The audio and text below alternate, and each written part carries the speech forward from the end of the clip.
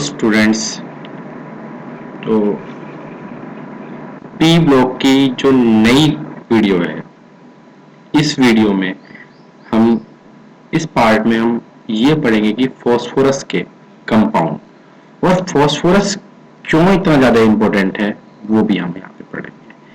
Phosphorus खत्म होने के बाद और फॉस्फोरस की प्रॉपर्टीज, फॉस्फोरस के एरोट्रोप्स, ये सब खत्म होने के बाद हम ये जो नोट्स हैं इस पार्ट 1 के नोट्स को एंड कर देंगे आज, और फिर उसके बाद पार्ट 2 के नोट्स चलेंगे।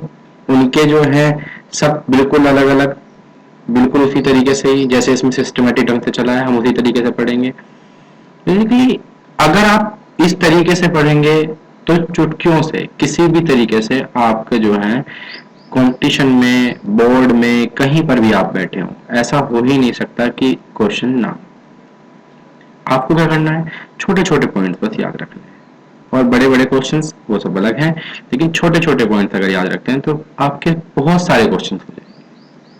आपको बस ध्यान देना है कि हम किस तरीके से इसे सिस्टमेटिक ढंग से हम याद कर सकते हैं। तो अब तक मैं आपको ये पढ़ा चुका था कि नाइट्रिक एसिड, अमोनिया, इन सब के बारे में आपको पढ़ा चुका था। अब मैं आगे जो शुरू करने वाला हूँ वो शुरू करने वाला हूँ फॉस्फोरस। इंपॉर्टेंट है ये।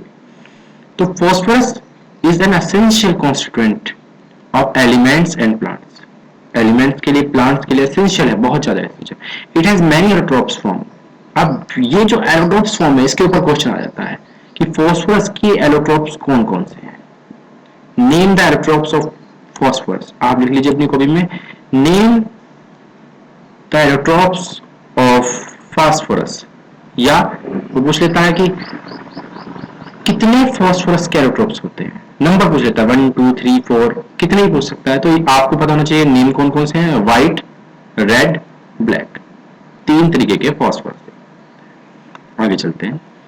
Properties of white phosphorus. अब व्हाइट फॉस्फोरस की, रेड फॉस्फोरस की अलग अलग प्रॉपर्टी, जिसकी वजह से हमें ये फायदा हो जाएगा कि हमें पता लग जाएगा कि किस तरीके से प्रॉपर्टीज से हम अलग अलग कर सकते हैं तीनों को, कि क्या अगर फॉस्फोरस कौन से वाला है, ये वाला है, वो वाला है, सब पता लग जाएगा बिल्कुल।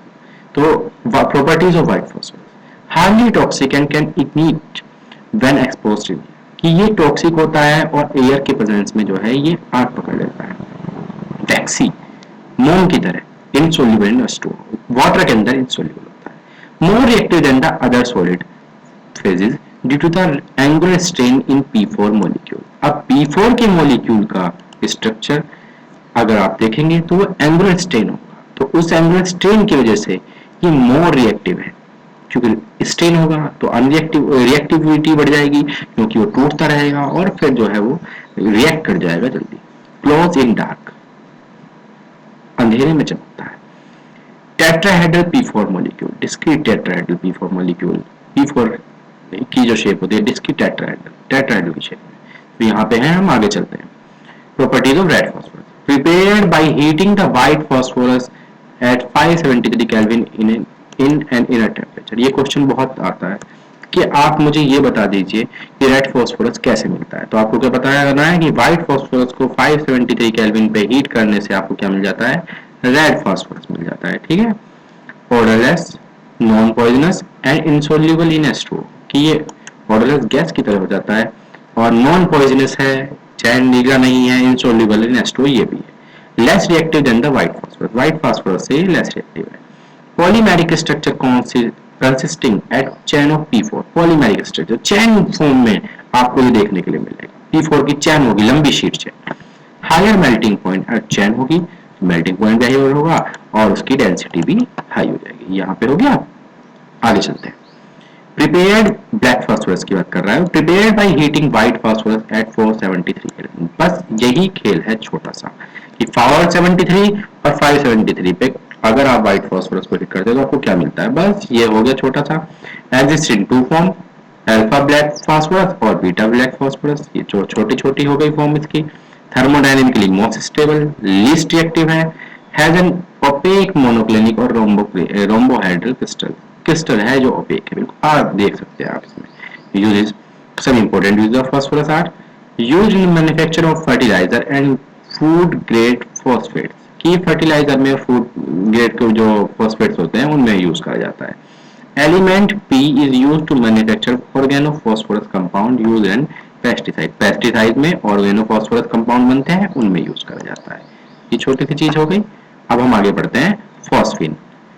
Phosphine is higher poisonous, important है, छोटा सा। Phosphine is higher poisonous, highly poisonous, colourless gas and has a smell of rotten fish.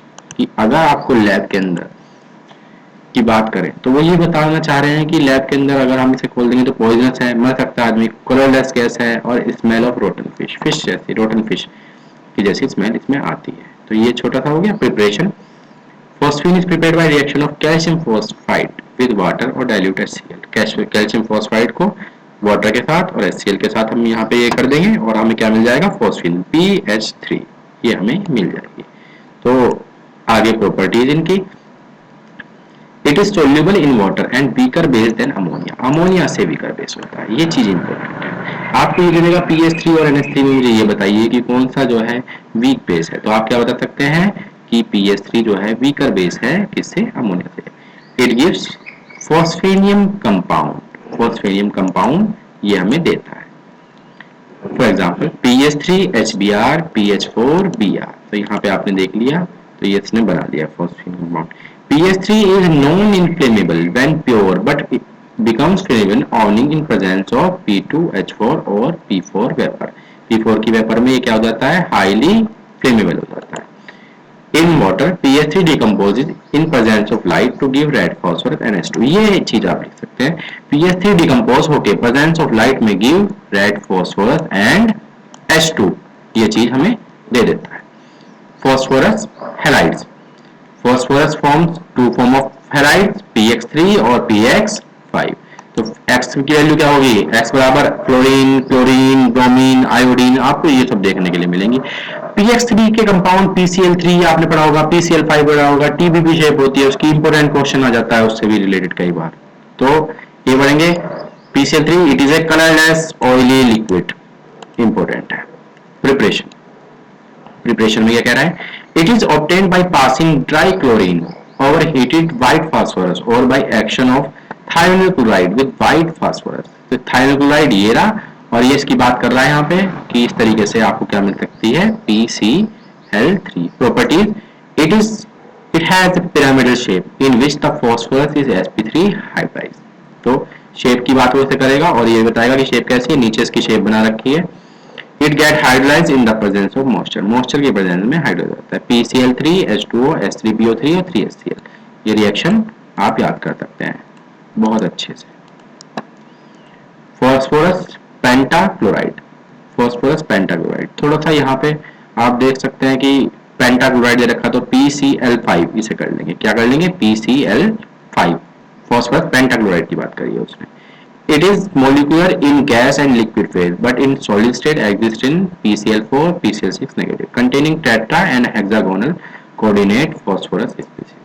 तो यहाँ पे इसने PCl3 की जो है शेप बनाने के बाद ये दिखाई है कि किस तरीके से PCl3 की बात कर रहा है वो। प्रिपरेशन में बात करेगा कि PCl5 कैसे बना सकता है। PCl3 की शेप ये थी, PCl5 की शेप जो है आपको TBP, ट्राइगोनल बाई पिरामिडल। यहाँ पे जो है TBP की शेप नहीं बन पाई, यहाँ पे नीचे दिखा रखी है, तो इसे देखेंगे ये PCl3 की है, ये शेप उधर से ऊपर से शिफ्ट हो गई।